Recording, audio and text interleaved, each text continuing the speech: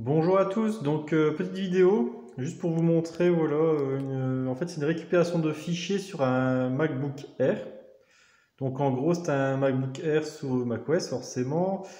L'utilisatrice a supprimé délibérément ses documents, a vidé la corbeille forcément, sinon c'est pas drôle. De ce fait elle n'a plus ses documents. Donc là ce que j'ai fait c'est que j'ai démarré, là vous voyez ma clé USB. Donc c'est ma clé USB Ubuntu la 20.04, la dernière que j'ai créée la fois dernière. Donc ça, c'est le live que je présente à mes clients normalement que j'installe sur leur PC, mais je m'en sers aussi pour dépannage. Et dans ce live, j'ai incorporé Photorec, donc qui fait partie de la suite Test Disk. Donc c'est un paquet qu'on peut installer directement sur Debian ou Ubuntu ou même sur d'autres environnements. Ça marche aussi sous Windows, à savoir aussi sur macOS. Mais bon, moi en dépannage, je boot toujours sur Linux. Au niveau stabilité, c'est beaucoup mieux. Et donc là, bon, on voit la version, tout ça. Et donc là, on voit bien que le SSD de Mac est bien reconnu, que du MacBook Air, et que le système de fichiers également, malgré qu'il n'est pas vieux. Donc là, j'ai lancé, il était 14 heures. Donc là, bon, on est en passe 1. Donc là, il est secteur, encore pour un petit 4 heures. Je vais laisser tourner. Et on voit tout ce qu'il a récupéré ici. Ici, on voit tout ce qu'il a récupéré.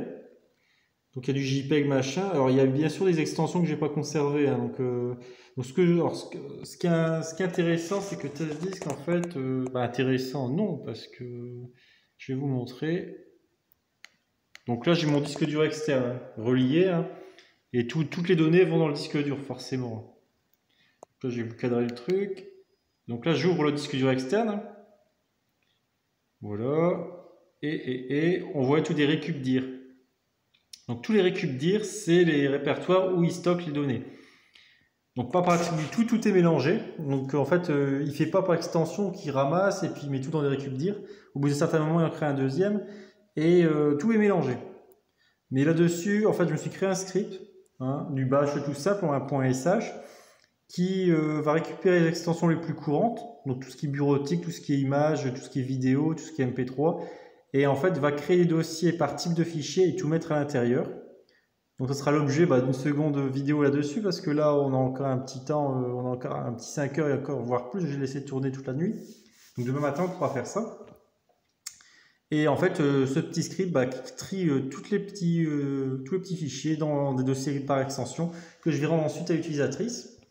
Et comme ça, elle pourra trier ses données en fonction de tout ce qui est vidéo, elle mettra en vidéo, tout ça, à elle de le trier. Mais elle pourra retrouver ses documents bureautiques assez facilement. Voilà, c'est juste pour vous présenter ça, et aussi pour vous montrer aussi qu'avec un live Linux, on fait tout ce qu'on veut. Donc là-dedans, même si c'est pas graphique, il y a plein d'outils que j'ai incorporés, et ça permet de faire beaucoup de choses. Donc c'est une clé que j'ai toujours sur moi, même si je sors au soir, tout ça, j'ai toujours ma clé Linux sur moi. Ça permet de démarrer sur n'importe quelle machine, de faire des dépannages, parce que des fois ça peut arriver qu'on n'avait pas prévu de faire un dépannage. Mais quand on l'a sur soi, ça permet de faire beaucoup de choses.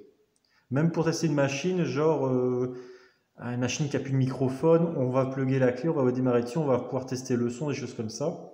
Donc voilà, donc c'était juste pour vous présenter ça. Donc likez si vous aimez, si vous n'aimez pas, dites-le. Et puis on verra dans une prochaine vidéo le triage de toutes ces petites données. Merci.